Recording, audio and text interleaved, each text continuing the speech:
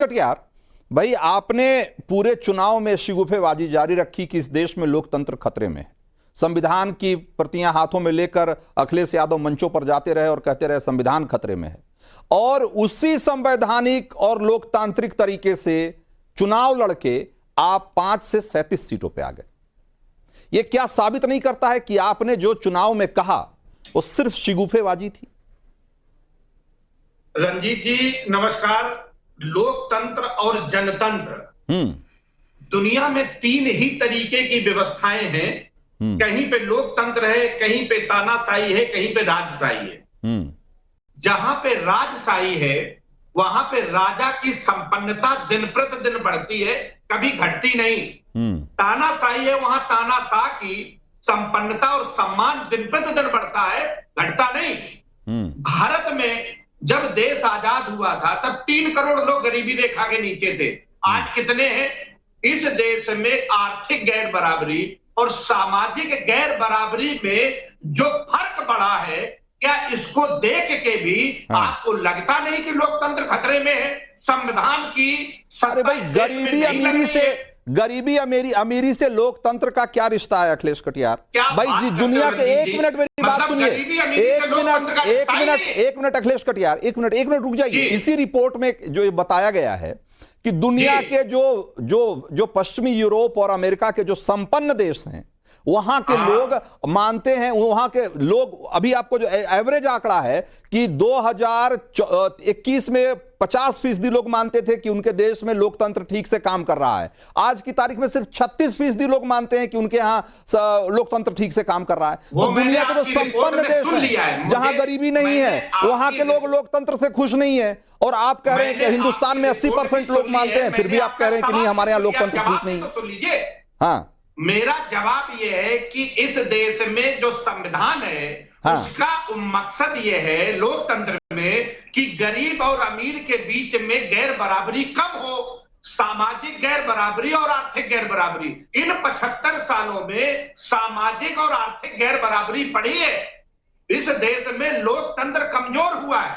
इस 75 साल की आजादी में क्या हमने डेमोक्रेसी को निचले पैदान तक पहुंचा पाए? लेकिन क्या अखिलेश कटियार, क्या आपको आपने ये आंकड़ा तो दे दिया कि भाई कि आजादी के समय कितने गरीब थे और आज कितने गरीब हैं? क्या आपने देखा कि आजादी के समय इस देश की जनसंख्या क्या थी और आज देश की जनसंख्या क्या है? क्या उसके अनुपात में, और क्या आप ये बता पाएंगे कि पिछले 15 सालों में या पिछले 20 सालों में इस देश ने कितनी बड़ी संख्या में लोगों को गरीबी रेखा से बाहर निकाला है, गरीबी के दलदल से बाहर निकाला है? क्या वो आंकड़े भी बताएंगे? आप सच का एक हिस्सा दिखा रहे हैं, छोटा हिस्सा दिखा रहे हैं, सच का एक बड़ा हिस्सा बहुत चालाकी से छुपा ले रहे हैं। भाई इस देश में 24 करोड़ लोगों को, 24 करोड़ से ज्यादा लोगों को गरीबी रेखा से ऊपर, गरीबी रेखा के से इंडिया से उबारा गया है। ना वहां खनिज संपदा है, ना वहां कृषि है, तो वहां संपन्नता नहीं है क्या? आपके संविधान की जो मूल भावना थी, मैंने आपसे जो सवाल पूछा आप उसका जवाब नहीं दे रहे अखिलेश कटियार। अखिलेश कटियार, हमने कहा, हमने नहीं अखिलेश कटियार, आप एक अगर अर्थव्यवस्था को लेकर के, गरीबी को लेकर के अगर डिबेट करना चाहते हैं तो अलग बात है। मैंने कहा कि आपने पूरे इलेक्शन में एक शिगुफेबाजी की कि इस देश का लोकतंत्र खतरे में है, और भाई उसी लोकतांत्रिक तरीके से आप 5 से 37 सीटों पर आ गए। 5 सीटें थी आपके पास, अब 37 सीटें पे आ गए। उसके बावजूद आप कह रहे हैं, उसके बावजूद अभी भी ये कह रहे हैं कि लोकतंत्र खतरे में है। भाई कौन सा लोकतंत्र खतरे में है? क्योंकि संविधान के अनुसार सत्ता का संचालन नहीं हो रहा है। संविधान की मूल भावनाओं को दाब के शासन किया जा रहा है। अच्छा, क्या वो क्या देश में जो संविधान में लिखा है कि प्रतिनिधित्व जो देना है, रिजर्वेशन जो देना है, वो सामाजिक और शैक्षणिक आधार पर देना था। आपने रिजर्वेशन को गरीबी उन्मूलन में बदल दिया और सवर्ण जातियों को 10% रिजर्वेशन आपने गरीबी के आधार पर दे दिया। क्या ये संविधान से छेड़छाड़ नहीं है ये? और आपकी पार्टी जो मजहब के आधार पे जो रिजर्वेशन मांग रही है वो संवैधानिक है क्या? वो संवैधानिक है क्या अखिलेश कटियार? भाई मैं आपको कह रहा हूं अखिलेश कटियार कि हम यहां पे आज अर्थव्यवस्था पे और आरक्षण पे चर्चा करने नहीं आए हैं। मैं आपसे एक सिर्फ लोकतंत्र पे बात करने आए हैं और लोकतंत्र को लेकर सारे सवाल हैं। आपने एक झूठा प्रोपेगेंडा फैलाया, एक झूठा शिगुफा छोड़ा पूरे चुनाव में कि लोकतंत्र खतरे में है, संविधान खतरे में है। भाई उसी संविधान और लोकतंत्र की वजह से आज आपकी ताकत 6 गुना बढ़ गई, 7 गुना बढ़ गई। आप उसको नहीं मान रहे। नैरेटिव सेट करने का रंजीत जी नहीं है।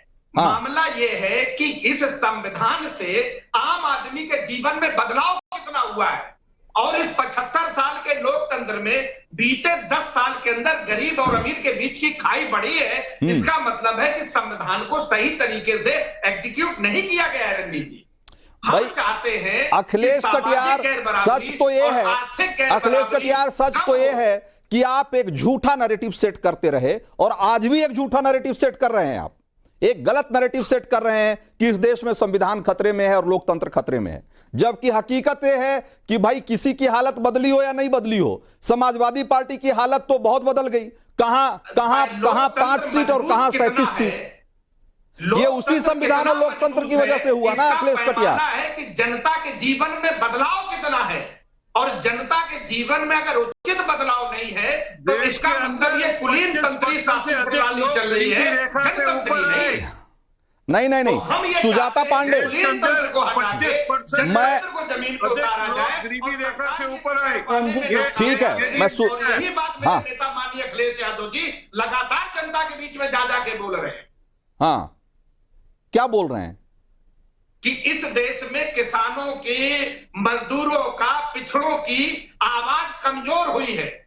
संविधान की मूल भाई आप उत्तर प्रदेश में 5 से 37 सीट पे आ गए तो उन्हीं की आवाज सुनी गई ना भाई। उन्हीं की आवाज का उन्हीं की आवाज गूंज रही है ना, उन्हीं की। अगर आपको लगता है कि आपको किसानों और पिछड़ों के नुमाइंदे हैं, अगर आपको लगता है, एक मिनट अखिलेश कटियार, अगर आपको लगता है कि आप किसानों और पिछड़ों के नुमाइंदे हैं तो आप ही की नुमाइंदगी ना 7 गुना बढ़ी और आप कह रहे हैं कि उनकी आवाज दबाई जा रही है। एक तरफ आपकी आवाज जो है वो 7 गुना बढ़ गई और दूसरी तरफ आप कह रहे हैं कि नहीं हमारी आवाज तो दबाई जा रही है। कमाल है कि पूरे देश में अगर सुजाता पांडे ये किस तरह का नैरेटिव सेट करने की कोशिश कर रहे हैं।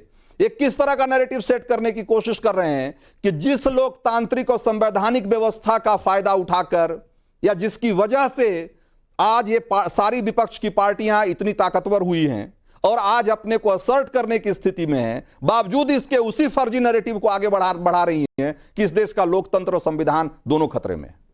देखिए रंजीत जी, मुझे लगता है कि जो इस संविधान की कॉपी लहराते रहते हैं अखिलेश यादव भी और राहुल गांधी भी, इन दोनों को प्यू रिसर्च की रिपोर्ट की कॉपी भेजनी चाहिए। शायद ऑस्ट्रेलिया वाली डिग्री तो पता नहीं है कि नहीं है, लेकिन बाकी जो डिग्री उससे शायद वो पढ़ लेंगे, उनको समझ में आ जाएगा कि इस देश के लोगों ने 77% लोगों ने कहा है कि लोकतंत्र है, सशक्त है, इस देश में लोकतंत्र को कोई खतरा नहीं है। मतलब कि सरकार जो है तानाशाह नहीं है, वो लोगों की बात सुनती है और ना ही जो एजेंसियां हैं उसका दुरुपयोग हो रहा है। इसका साफ साफ मतलब यही होता है। तो और आप देख लीजिए, ये भी कहा गया था कि जब सरकार तीसरी बार आ जाएगी तो चुनाव नहीं होंगे, उपचुनाव हो रहे हैं, वोटिंग हो रही है।